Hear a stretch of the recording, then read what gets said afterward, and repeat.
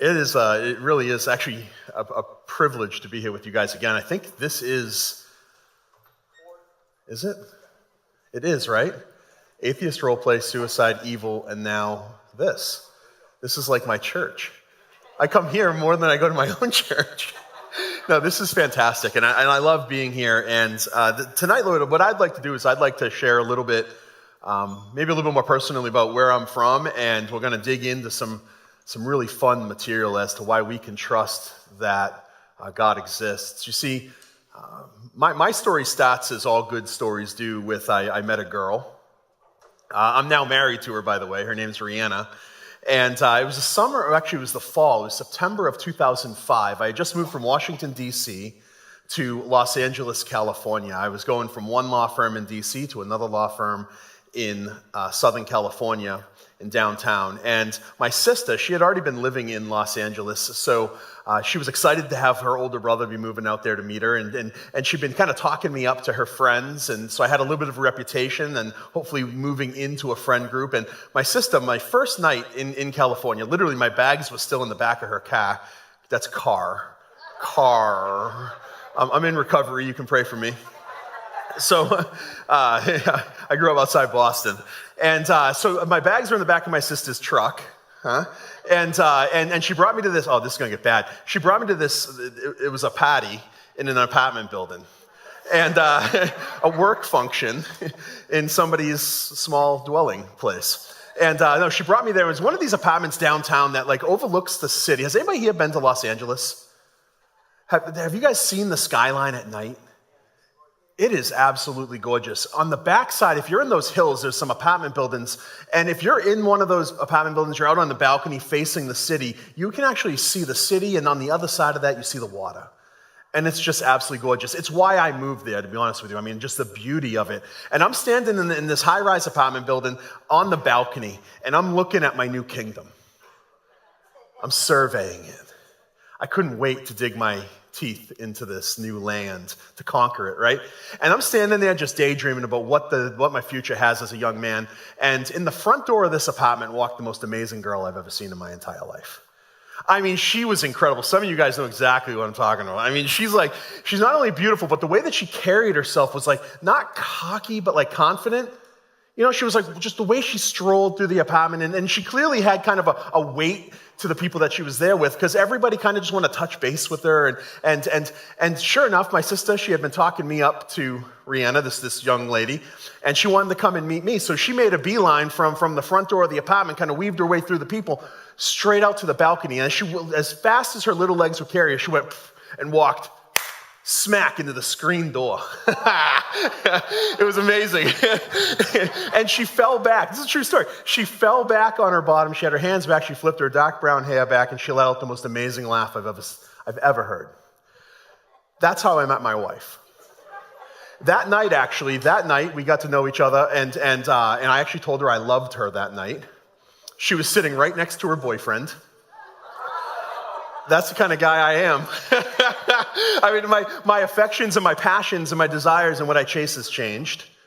But I was bold, and I still am. I was aggressive, not in a bad way or overly way. I'm a friendly guy. I've always been a friendly guy. But when I saw something I wanted, I went for it. Same today. Just like I said, the focus has changed. Well, eventually, she finally did drop that loser, and she started dating me. And when we started dating, something profound happened. We were dating for maybe 3 months, 4 months. I'm making your pastor nervous here. So I don't die. I love it. So we were dating for maybe 3 or 4 months, and it was Easter time. And it was my first Easter in California, and I was dating this girl, and I didn't respect Easter. I didn't respect Christianity. In fact, I thought Christians were stupid. I thought they were dumb. I thought they were weak-minded, simpletons. I thought maybe you believed what you believed because it brought you some sense of comfort, but I certainly didn't think anything that you believed was true. And I liked to let people know that, especially Christians.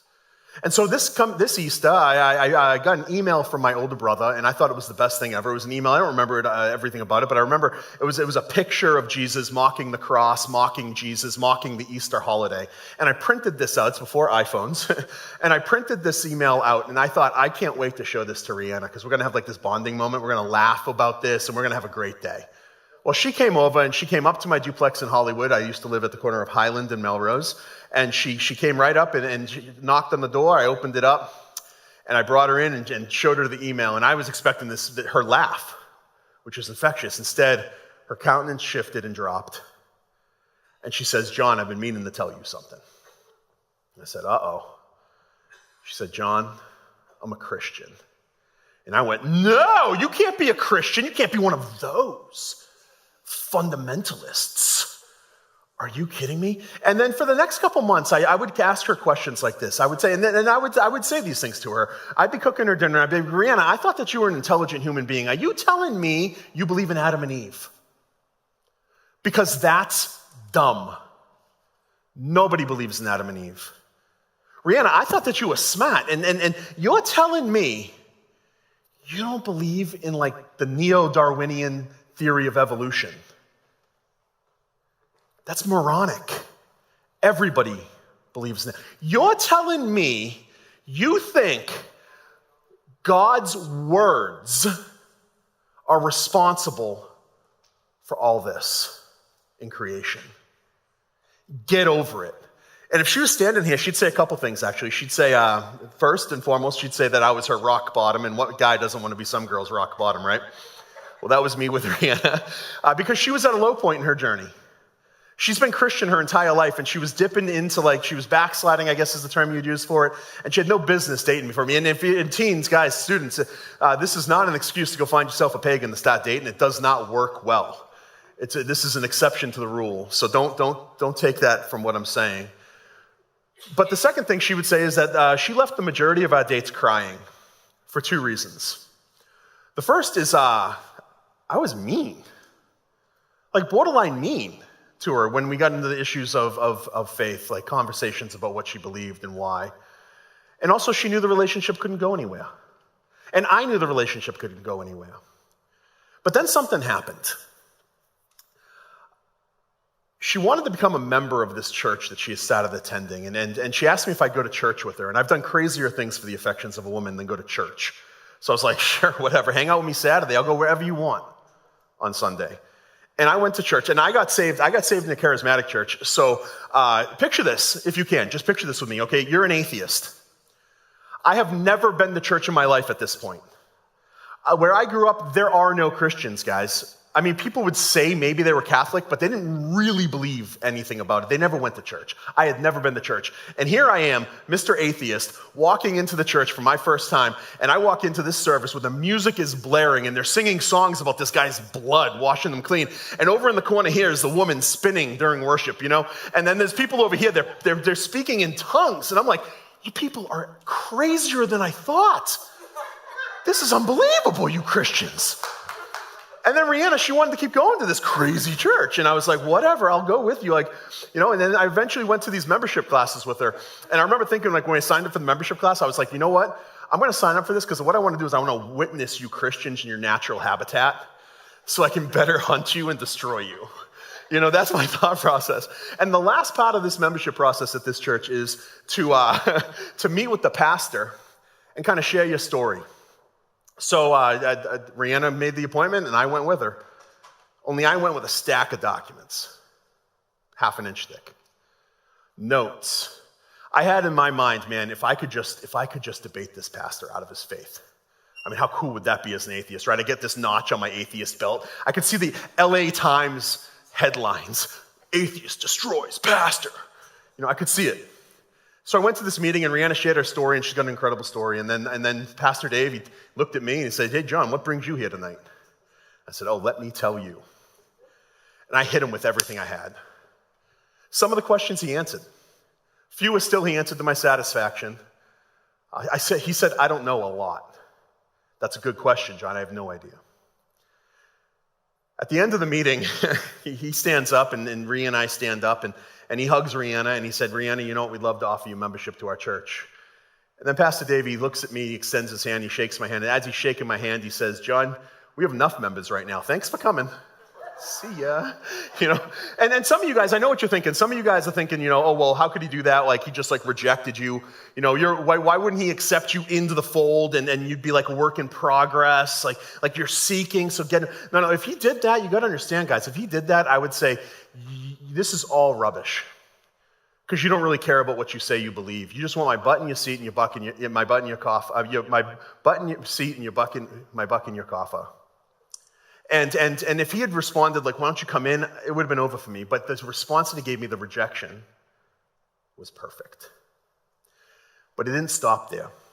You see, Pastor Dave, as he's shaking my hand to reject him, he turns me towards his bookshelf and he pulls a book off of it and he hands it to me. He says, John, you know what? I don't think I did a great job answering your questions. I think the beginnings to some of those answers will be found in the pages of this book. Would you read it? I said, absolutely. You see, it was a book on Christian apologetics. I had never heard the word apologetics. It's just a fancy word that means to give a defense. And I read that book cover to cover, and all of a sudden, I didn't think I was as smart as I was. All of a sudden, my arguments for atheism against Christianity, they weren't as strong as I thought they were. And then around that same time, my future in-laws, they gave me a New Believers Bible. It's the one edited by Chuck Lorre. It's Greg Laurie, rather. It's a NLT, so it's super easy to read. It has cornerstones of the faith. Who is Jesus? What is hell? And all this stuff. What is sin? And I read that cover to cover over the span of 3 months as I rode the metro to work. And I devoured Christian apologetics. And I devoured the Word of God. And then in this process, I start looking at the world around me. I start asking questions of it. You see, reality is the way the world really is. We all have to live in reality. And what I mean by that is reality doesn't bend and contort itself according to our personal preferences, our likes and our dislikes. Thank God. And I started bumping into reality because when you don't live according to reality, that's what you do. You bump into it. And some of the bumps, they hurt. And tonight I want to discuss with you one of the bumps that I bumped into. And when I did so, my naturalism, my atheism, it couldn't give me a substantive answer. But Christian theism, on the other hand, Christian theism could.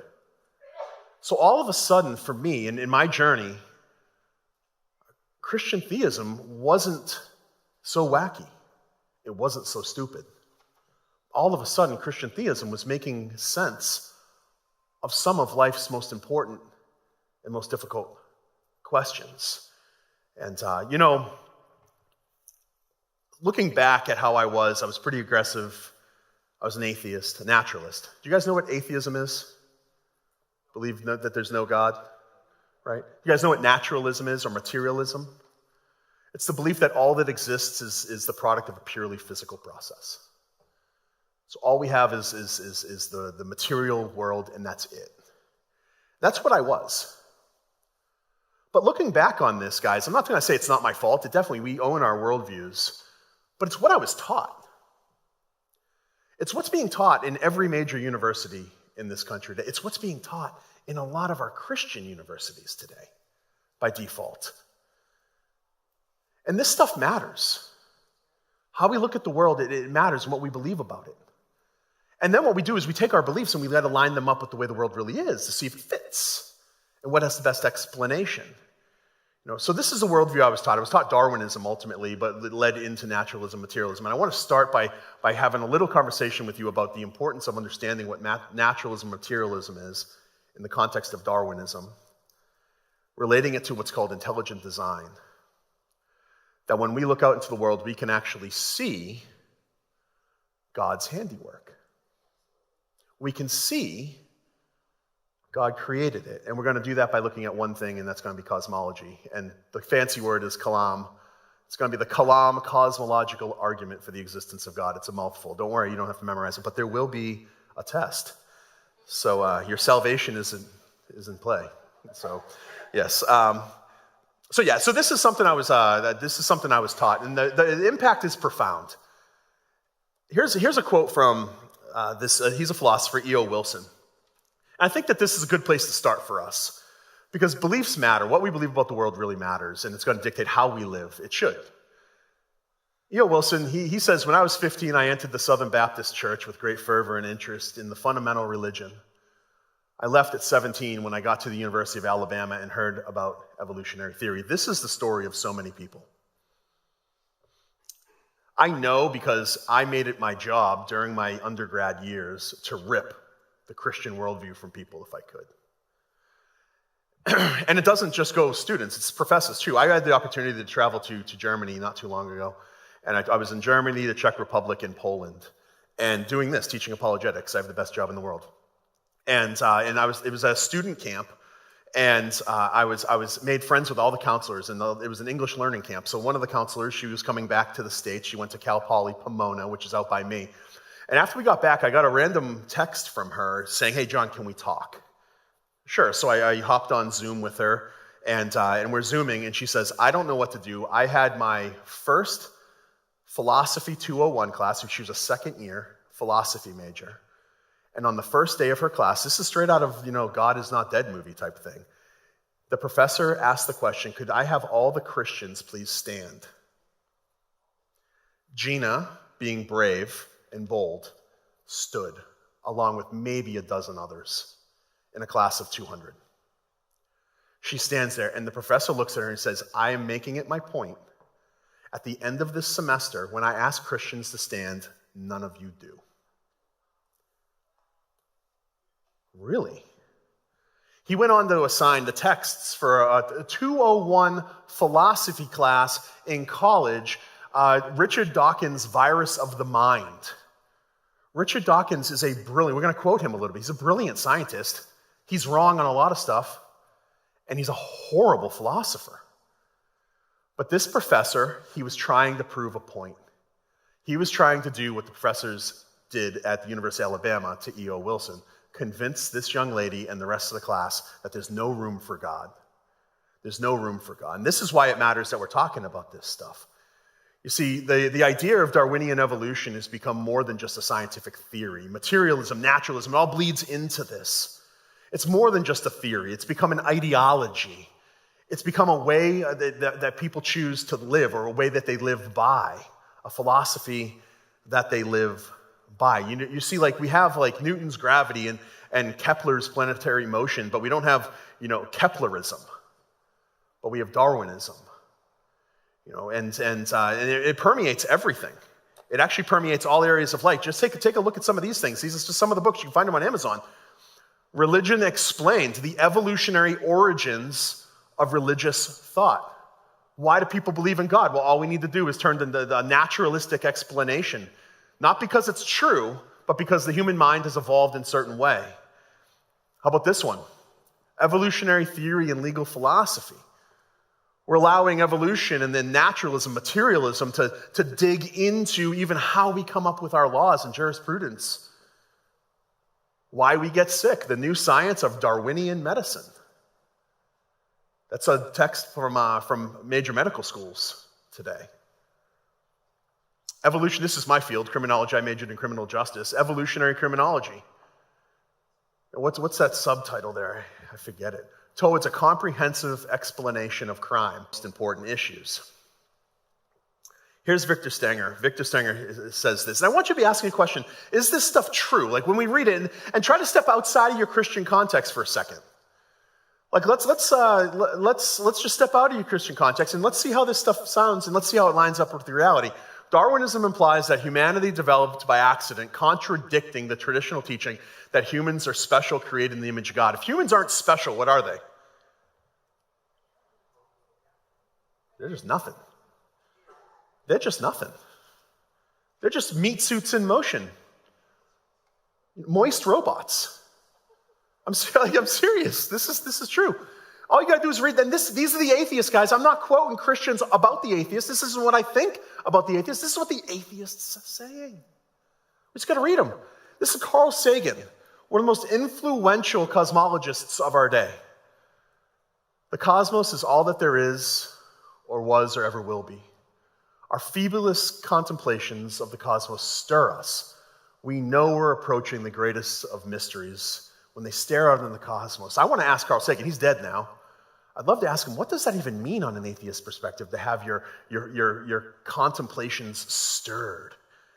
What are these mysteries, and why does it do that? Because this is the same guy. He wrote this. He said, the nitrogen in our DNA, the calcium in our teeth, the iron in our blood, the carbon in our apple pies are all made in the interiors of collapsing stars. We're all made of star stuff.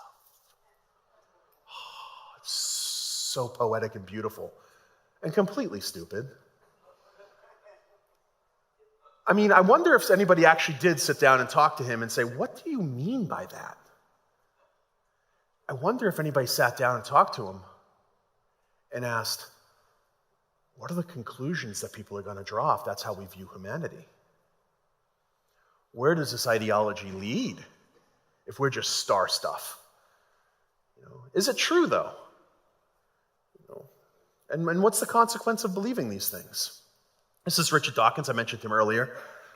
River Out of Eden, a great book. If you want to read it, I highly recommend it. It presses into your worldview, guys. It's going to test you on every level, and it's good to do that, I think. But listen to what he says. He says, in the universe of electrons and selfish genes, blind physical forces, and genetic replication, some people are going to get hurt, other people are going to get lucky, and you won't find any rhyme or reason in it, nor any justice.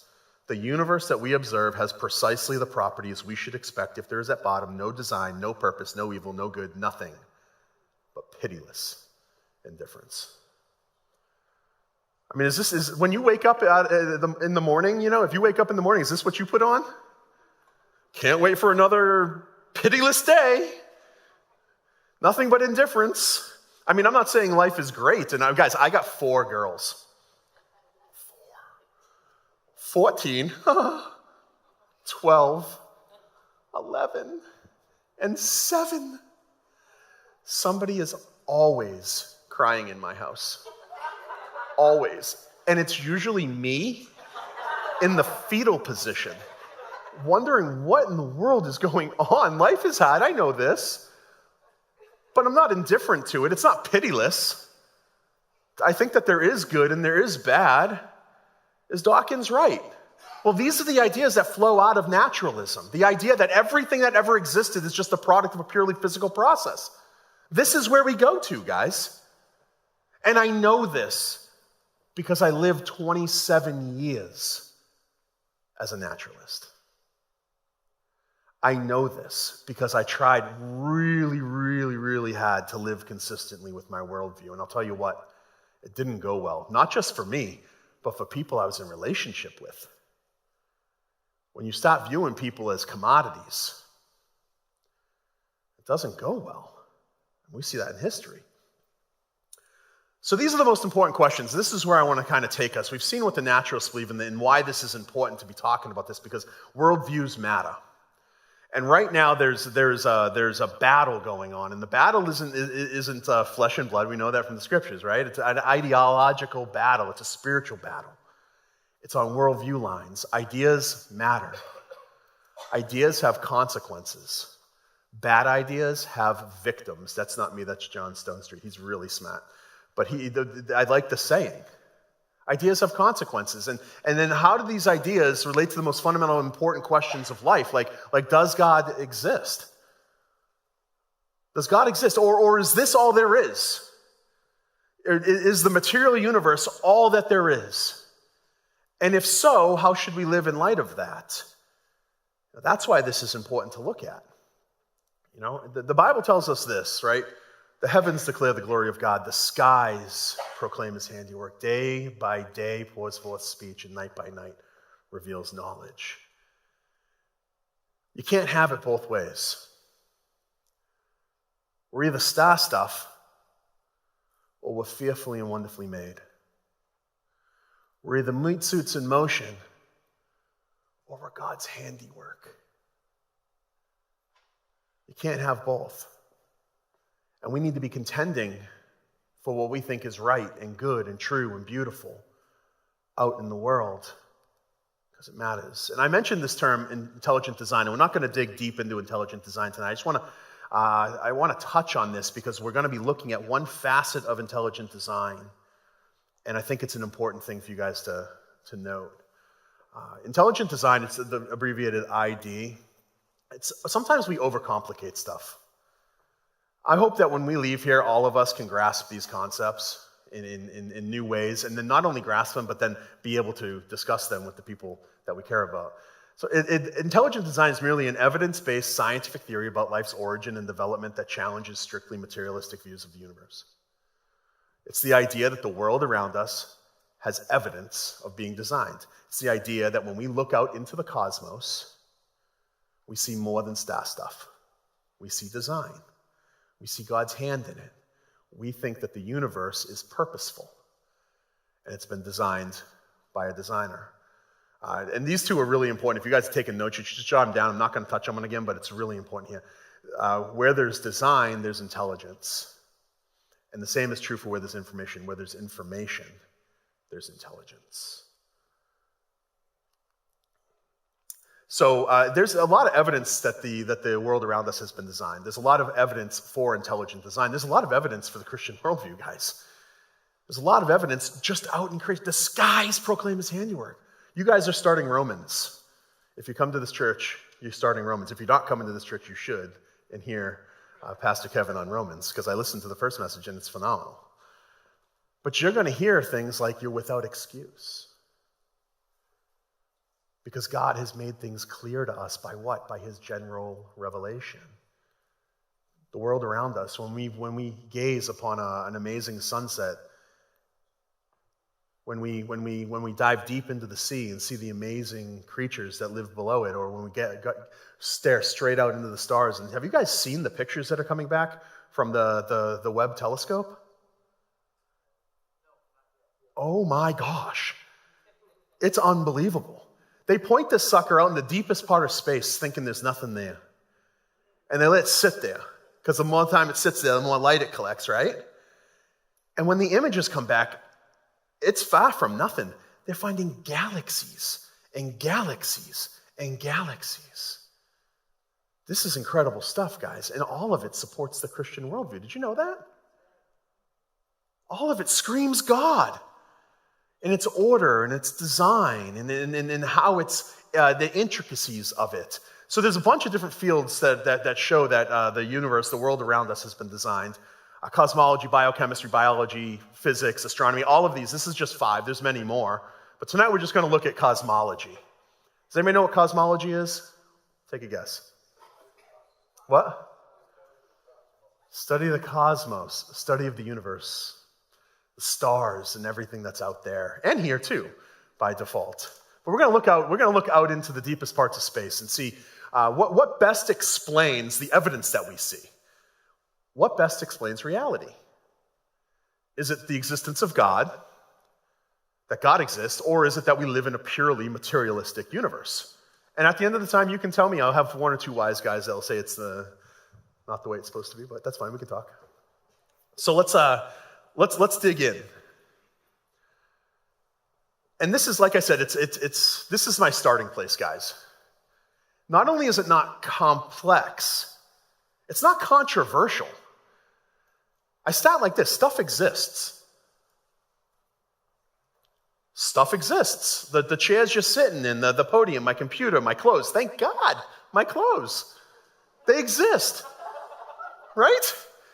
These things exist. They're there. But the question is where'd it come from? The bigger question is what caused their beginning? The best question is what caused the beginning of the universe? What caused the beginning of I call these the big holy cow questions of life. I don't know about you teens. Do you guys remember, maybe you guys don't do this. I did this when I was your age, like laying out in the stars. Like we didn't have a trampoline growing up, but we have a trampoline now. And I'll go out there with my kids even. This is what I used to do on my front lawn. Just lay there in pitch black and look up at the stars. Have you guys ever done this? You haven't? Tonight's your night. Actually, it's cloudy out, but have you guys ever done that? They're too distracted with these glowing rectangles.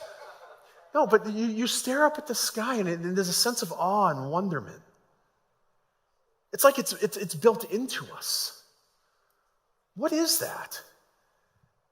And at the same time, right, you feel, it's weird because you feel really, really big and really, really small at the same time. At least I did growing up as a boy. You You feel like a big kid and you're doing your thing and you're out there all alone or maybe with a buddy or two and you feel like, yeah, as a 10, 12-year-old. But at the same time, as you're staring out in there, and the longer you stare, just like those telescopes, the longer you stare, the more you see. Has anybody ever seen the Milky Way? Oh, it's absolutely beautiful. It's absolutely beautiful. But what is that sense that you get? And these are the holy cow questions. These are the holy cow questions. Even as an atheist, I found myself asking myself as I gazed up into the stars, where did it all come from? What caused all this? And let me show you how this line of thinking works out in a conversation that I had. You fast forward, I'm no longer an atheist, I'm a Christian. I'm in Boston in my sister's apartment. And my sister's there, her now husband, there was her boyfriend at the time, and her best friend. And they asked me the question I love to get. What led you to believe that God exists? Perfect, setting me up. They're like setting me up for success. I love it. So this is what I said to them. I answered I answer with questions most of the time. That's a whole other talk. But I answer with questions because Jesus answered with questions a lot of time. Why do you think Jesus answered with questions? Do you think it's because he didn't know a lot of stuff? Because he knows the rhetorical power of a question, right? Gets people thinking. It spurs on conversation instead of shuts it down. So I asked my sister, what evidence, John? What evidence do you have that God exists? Well, I just said, hey, Katrina, do things exist? What do you think she said? Yeah. Have they always existed? What do you think she said? No, I don't think so. I don't think they've always existed. I mean, these chairs and the floor and this building and you and me, we haven't always existed. Then I say, what caused them to exist? And that's where the question really started taking hold in her mind. She says, I don't know. What caused the stars to exist, Katrina? That's her name. I don't know. I'm not a scientist, is what she said. Well, neither am I, but I think that we can come with an explanation. You see, this is what we talk about when we talk about the Kalam cosmological argument in just plain language. Fancy word for a really simple thing. Notice what's on the screen here. This is the formal argument. That's William Lane Craig. Look how beautiful he is. He's amazing. He's a Christian philosopher. He just got voted last year and the year before top 100 philosophers in the world today. Not top 100 Christian philosophers, top 100 philosophers. He is changing the world, and he's a great guy. I don't agree with everything he says, but I agree with this stuff. And great guy, and he really helped repopularize this. The Kalam cosmological argument, it's actually, it's an Islamic argument. So I want to be clear up front. The argument isn't to show the existence of the Christian God, it's to show the existence of God, and then we take it the next step, which maybe we can get to if we have time. I doubt it. But notice how simple it is, guys. It's two premises followed by a conclusion. Two premises, two parts of the argument followed by a conclusion. Our job, what we do is we put the premises out there, and if the premises are true, meaning they accurately reflect the way the world really is, and the conclusion follows, it's a solid argument. And it's really easy to memorize. Everything that begins to exist has a cause. The universe began to exist. Therefore, the universe has a cause. Do you guys think you can memorize that? It's pretty simple, right? Everything that begins to exist has a cause. The universe began to exist. Therefore, the universe has a cause. This is the Kalam cosmological argument. So what we're going to do is we're going to look at each premise and then we're going to look at the conclusion. Does that sound good? Are you guys tracking with me? Am I putting you to sleep yet? All right, good. Here we go. Everything that begins to exist has a cause. The question is that we got to be asking, guys. It's simple. Where did everything come from? What caused the beginning of the universe? It's not complicated. And I say it's not complicated because there's only two options. When we ask the question, where did everything come from? There's only two options. Either it came from something or nothing. Either something caused everything or nothing caused everything. But who in his rational mind says nothing caused everything? You see, this puts the atheist in a really difficult position, right? Because as soon as you ask, like, where did it all come from, something or nothing, the atheists, they don't want to say something, right? Why? Why do you think they don't want to say something? Because that something has to look like something specific, right? That something has to actually have qualities that are true about it. It has to be outside of its own creation. It has to be immensely powerful, incredibly creative. It has to be outside of time and space. It has to be immaterial. Before you know it, that something starts to look like something specific. God. And that is a 4-letter word on atheism. So instead, they want to say nothing. They want to say nothing caused everything. But can you guys imagine, just imagine with me, living in a world where something comes from nothing. Like, you could be driving down the whatever freeway I was on here, the 405, right? I'm driving down from Seattle, the 405, and all of a sudden, poof, out of nowhere, a cow just pops into existence. What a mess. What a mess. I mean, it doesn't have to be tragic and bad. What about this? Okay, how about this? How about this? I get home from my trip here. I'm going to be home on Sunday morning, hopefully in time for church. And say after church with my family, I pull in, I open the garage door, and in the garage is my dream car. A Tesla X. With a big red bow and my name on it. And I'm talking the plaid version, 0 to 60, 1.9 seconds, guys. Unreal. That's what I want, right? And I see this car right there. It's my dream car, and I've wanted it, and it's totally unattainable at this point in my life. And I look at my wife, and I'm like, Ree, where'd the Tesla come from? And now all of a sudden, Rihanna goes, oh, I don't know, it just popped into existence. That stuff happens all the time. No, it doesn't happen all the time. I'm like, we're in major debt now, and I need to get a third job. Like, this isn't going to work out for us. No, because we live in a world that stuff doesn't just pop into and out of existence on its own all the time. And we know that. This is a fundamental feature of the way the world really is. This is a fundamental feature of reality. In fact, this is a component that makes science possible. I mean, imagine if you're a biologist and you're trying to study infectious disease. I don't know if you guys remember this, but there was this thing going around. It was called COVID-19. Do you guys remember that? Some of you are like, it's COVID. Yeah, well, it was just But imagine if stuff just pops into and out of existence on its own. Like, you could be doing real virology, and all of a sudden viruses just all over the place. Or you're trying to study cancer and cure somebody, and their tumors are just or imagine looking out into the cosmos, like what we're talking about here. And you see universes and galaxies just everywhere. It's not the world that we live in. It's chaos. You can't live like that. It doesn't reflect reality, the way the world really is. And all we have to do here, guys, all we have to do is ask who has the best explanation. Who has the most reasonable explanation? Something caused everything, or no thing caused everything. And I'm not talking about the nothing of this guy, Lawrence Krauss. Lawrence Krauss is another fantastic guy. He's an atheist, physicist. He's really, really smart. He wrote a book, Something from Nothing. But I'm not talking about the scientific nothing of quantum systems and vacuums and things like this. I'm talking about the philosophical nothing that it's attributed to Aristotle. Aristotle said nothing is that which rocks dream about.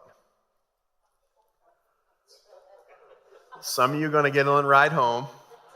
Some of you tomorrow morning. That which rocks dream about. What do rocks dream about? Why? Because they're rocks. Rocks don't dream. That kind of nothing. Out of nothing, nothing comes. This is what we learn as school kids, as children. And we know it's true because we live in the world. Who has the best explanation? Who has the best explanation for where it is? You see, the nothing option is actually worse than magic. As an atheist, I used to say the Christian. You guys believed in magic. You see the new atheists do it all the time. It's a put down. But then I came to realize, as I became a Christian, it's actually the atheist who believes in magic. Because the atheist believes that they get something from nothing. It's worse than magic, actually, because at least in magic, you have a magician who pulls a rabbit out of a hat. Well, on atheism, you don't have a hat. You don't even have a magician. All you have is a rabbit. That's it. It doesn't reflect the way the world really is. There's no hat, no magician, just a rabbit, the universe, appearing out of nowhere. That is not an adequate explanation. Okay, that's the first premise. Everything that begins to exist has a cause. Whatever begins to exist requires a cause. Are we good? Kind of? Are you impressed yet? Okay, we'll work on that, guys. So something cannot come from nothing. A fundamental metaphysical principle, matter can neither be created nor destroyed, or nothing comes from nothing. We all agree that there's something. That means it had to come from somewhere. Everything that begins to exist requires a cause. That begins is important. We're going to touch on that later in an objection. So now the second premise. The universe began to exist. The universe began to exist. Do you guys want to look at some science? I love science. Science is really cool. This is what Bertrand Russell says. He's an atheist, famous atheist. He just says this. He says the universe is just there. And that's all. Okay. End of discussion. Right? But then we look at science. And what's science have to say, Mr. Russell? Well, we look at the second law. Oh, that's a misspelling. Sorry, guys. The second law of thermodynamics. Don't worry about the definition of thermodynamics, guys. We're talking, I just want you guys to be able to talk to your neighbor about this stuff tomorrow morning or this weekend. Thermodynamics is basically, it just tells us that the universe is slowly running out of energy. There's a finite amount of energy in the universe and it's being consumed. It's like a match. When you light a match, there's energy that sparks the fire, and then if you let it burn, it's going to burn down the stick and eventually it's going to go out. Well, the same thing is with the universe. And the reason why the second law of thermodynamics is important in this regard is because if the universe has always existed, it wouldn't exist anymore. We would have run through all the energy. Does that make sense to you guys? That's a core scientific principle. This is what science is telling us. The second law points us to a universe that has a definite beginning. A definite beginning. And guys, there's a lot of cool stuff. I don't have time to go through it all, but these are just two. Albert Einstein, 1915, right? He's working with Newton's law of gravity. And that's when he comes to his general relativity, theory of general relativity. And all that is he's messing with time and gravity. This stuff that I can't get. Like, I'm not that smart. But for the first time with general relativity, because we're starting to see that gravity and time interact together in some crazy ways. Some of you might understand this stuff. You can explain it to me after. But it's amazing. But for the first time ever, we're giving a view of how the universe began. And that's when Big Bang cosmology came into play. Now, when I said Big Bang, who here went, oh no, not Big Bang? Some of you did. You just don't want to raise your hand. I understand that. Guys, we don't need to be scared of Big Bang cosmology. Because when I read Genesis 1, I see a Big Bang. We can talk dates and things like this later. We can talk to the age of the universe later. I think it's a secondary or tertiary issue, and this it's certainly here. What Einstein was pointing to is a definite and finite past. And then Hubble increased on his work, and that's when he coined the term Big Bang, and because there was once there was nothing, and then there was everything. Guys, that's exactly what we read here. And you don't need to pull things out of context or split verses and stuff. It's right here. Described in this primitive Bronze Age myth book, supposedly, right? That's what I would have said it was when I was an atheist. But all of a sudden, it starts to accurately reflect reality, even in very complex scientific principles. I'm not saying this is a science textbook, but it certainly reflects the creation of the universe according to science. Alexander Friedman and George Lemaitre predicted the expansion of the universe, and then they witnessed it. And then Hubble moved in, and he measured. Do you guys ever see they measure redshifting? I geek out on this stuff. My wife thinks it's insane. So you start looking out into the universe, and you look through radio telescopes and things like this. You don't actually see the objects. You see the effects of the objects. You see the light of the object, and the light of the object is shifting. And as it's redshifting, that means it's moving further and further away, right? And it's moving further and further away in every direction. So all you need to do is rewind the clock in your mind. If it's going like this, if you start rewinding it, what happens? It all comes back down. And did you guys know when they coined the term Big Bang in the early 19th or 20th century? Do you know the community of scientists that rebelled and rejected? They weren't Christians. They were the atheists. Why do you think that is? They didn't want Big Bang cosmology. They didn't want it. Why? Because they knew a Big Bang requires a Big Banger. You'll remember that. I know you will. A Big Bang requires a Big Banger. It's like this. So I was in Disneyland maybe 3 or 4 years ago with all my kids. And we had one of those nifty strollers. Like, it had the blow-up wheels. It was like super luxury. I got it for my wife for a Christmas present. Like, she wanted it for years. And finally, I got it for her. And it was beautiful. It sat 3 kids, and then it had a standing platform for the 4th. This thing was a monster. It was great, and big inflatable wheels. And we brought that to Disneyland. And actually, it was California Adventure. And we're going through. It was a beautiful July day. And we pack it at Maida's Wild Ride. Has anybody been to California Adventure? Have you been on Maida's Wild Ride? Dude, it's supposed to be a little kid ride. That thing is amazing. You know what? I actually, in Disneyland, I'm going to get myself off track, but that's okay. I actually like the lines more than I like the rides. And my kids think I'm nuts. Why? Because I'm standing in the line. It's captive audience to talk about this stuff with. And like my kids will be going into the California Adventure at Disneyland, and my kids will turn to me like, Dad, can you just not talk about Jesus today? And I'm like, yeah, we'll see. Depends how long the line is. Well, on this day, the lines were good. So I'm sitting there talking to the guy behind me, and I forget what we were talking about, but I think it was something to do with science and scientific evidence for the existence of God. And he wasn't a believer, but he wasn't like an ardent atheist either. He just didn't know what he believed. So I was like, oh, this is a great opportunity. I'm going to be able to share some of the stuff that I've learned and try to maybe just put a stone in his shoe, get him thinking. And then all of a sudden, out of nowhere, so we had packed the stroller, right? We packed the stroller. We're standing in this line. I'm talking to this guy, and all of a sudden we hear, bang, bang! And what do you think everybody looked for? What do you think they did? What was that? Notice what nobody did. Nobody stood there and was like, oh, those bangs. Out of nowhere again. Happens all the time. No. Everybody was looking for a cause. Well, we rode Maida's Wild Ride, and when I went back to the bajillion other strollers, I found out what the Big Bang was. I had overinflated the tires in my like super monster stroller and packed it in the hot California sun, and both tires popped on me. Terrible day. Actually, Disneyland was great. They gave us a stroller to use for free, which is fantastic. But notice, like, guys, this is all we're talking about. We don't need to make it complicated. When we hear a bang, if somebody knocks on your door, you do what? You go and answer it. When your phone rings, what do you do? Hello, well, you look at the number, but you pay attention to it. You don't go, where was that ringing coming from? It's the same thing with the universe, just on a bigger scale.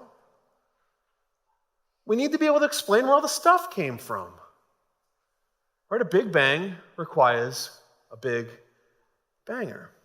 And it's backed by science, and this stuff is so cool. These discoveries that we just talked about just briefly, they not only show that the universe had a beginning, but it sprang into being out of a finite past. And this is Big Bang cosmology, and it's so much fun. And this is just the scientific evidence. I've got 20 minutes. I'd like to leave 10 maybe for questions. But we don't have time to talk about the philosophical evidence for the beginning of the universe. Like think about can you traverse an actual infinite number of days? No, because there's always one more, right? So if the universe is infinitely old, we would never get to this point. Some of you are like, man, I wish I never got to this point. But you never get here. There's a famous experiment. I don't have it in this presentation, but it's a great thing to look up. It's called Herbert's Hotel. Herbert's Hotel. And the idea is that there's a hotel with an infinite number of rooms, and somebody goes to check in. And is the hotel ever full? No, they go to check in, and they just move everybody up one. Up a room, up a room, up a room. And that's the way time is. This is the way that it works, guys. And did you guys know this stuff's so cool that the universe screams the evidence for the existence of God? As we look out into space, the reason why I love this stuff is because we're looking further and further back into the past. Do you guys know that? The further out in space, the further back you're going. So, man, wouldn't it be cool if through some amazing technology, we come up with the telescope that can actually see back and you can actually witness right after the creation event? I mean, I'm stoked on that. I mean, I wish, so I dream a lot. I wish that, I hope when we get to heaven, there's an eternal DVR. Do you guys know what DVRs are? Yeah, the things that you can record, like old TV shows, you can watch them and stuff like this. Because, man, wouldn't it be cool? What does it look like for an immaterial God to speak everything out of nothing? Or I'm actually really hoping there's a womb cam. How exactly does the Holy Spirit interact with Mary's physiology to create Jesus? I mean, this is so cool. So anyways, like I said, the atheist community is the one that's threatened by this stuff. It's the naturalist that's threatened by Big Bang cosmology because if there's a Big Bang, it needs a Big Banger, and that Big Banger has to look like something or someone. So what they did is they spent the next 100 years coming up with alternative theories to try to explain that the way that the universe is, steady state universe, oscillating universe. The universe was expanding and coming back, or the eternal inflationary universe. It's just always been and it's always going, or even the vacuum fluctuation, which is just quantum fluctuations. But I've also heard that anybody who claims to understand quantum mechanics doesn't understand quantum mechanics. So I don't understand what the quantum mechanics systems are. But these are the things that the scientists, the naturalistic scientists, are trying to posit to do away with Big Bang cosmology because they're afraid of the conclusion. Notice the order there too, guys. Is that how we do science? Do we start with our conclusion? Do we run from evidence because it doesn't support our conclusion? This is what scientists are doing. They're running from it, and every single time for more than 100 years now, all of them fall, and Big Bang cosmology stands. I used, this is the first time I've ever used AI to generate that image, right? I put, make me a cartoon poster for Big Bang, and it's not bad, right? I don't know if that's sinful or not, I don't know. Yeah, maybe I'm repenting. Forgive me. Yeah, but they didn't like the idea of Big Bang cosmology, so they came up with all these alternative views.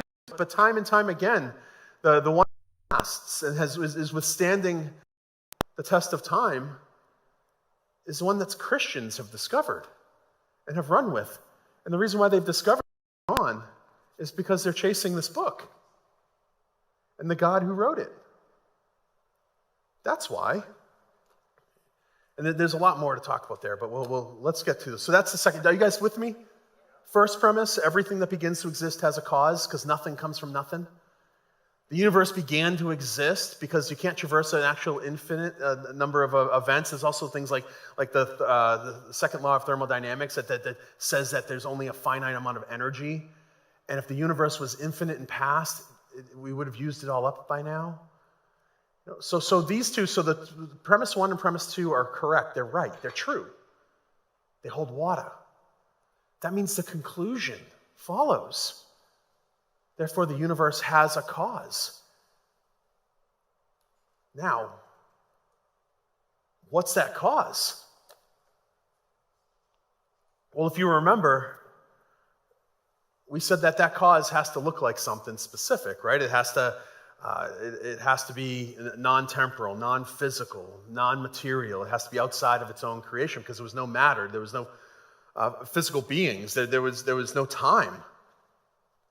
And so knowing this, the cause has to be one of two things, right? It has to be either an abstract object, which is that green blob there. Abstract objects are like numbers, sets, like number sets, the all odd integers between so-and-so and so-and-so, logical propositions. There are no married bachelors. Or concepts is another abstract object, like the concept of justice. But what does the number 2 create?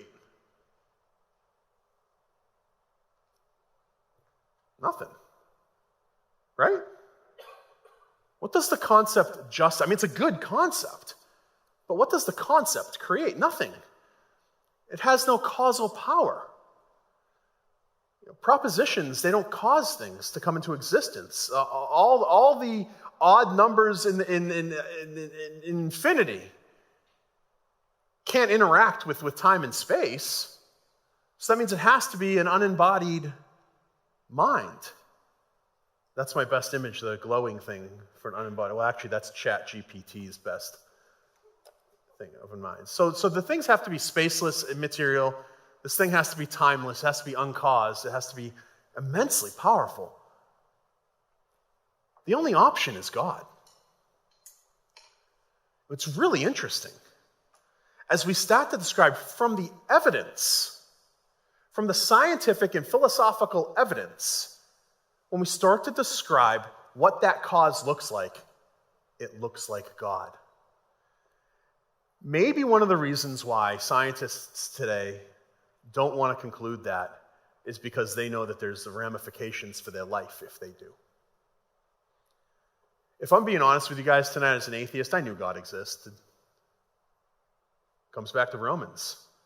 I was suppressing the truth in unrighteousness. God made himself plain and clear to me. He was crying out his existence to me through the existence of all the stuff. The thing is, I just didn't want God to exist. Because I knew that if God existed, I had to change the way I was living. And even so, I had an immense amount of guilt. We all do, because we're all made with a conscience. So these are the things I had to wrestle with. There's some objections I want to go through really quickly. This one comes up often. Have you guys ever heard this one? Who created God then? Well, not so fast, Dr. Dawkins.